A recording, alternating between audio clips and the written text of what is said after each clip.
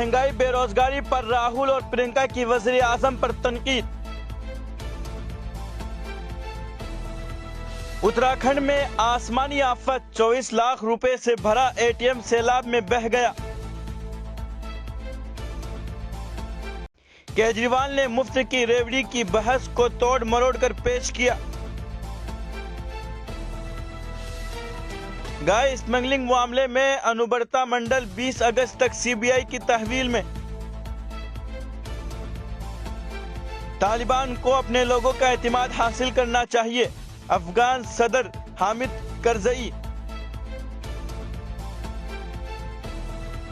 तनाज़ुआत में बच्चों की हलाकतें परेशान कुन और नाकाबिले बर्दाश्त, अक़वाम मुत्तहिदा। काबुल के मदरसे में खुदकश धमाका, शेख रहीमुल्लाह हक्कानी जाँ बहक।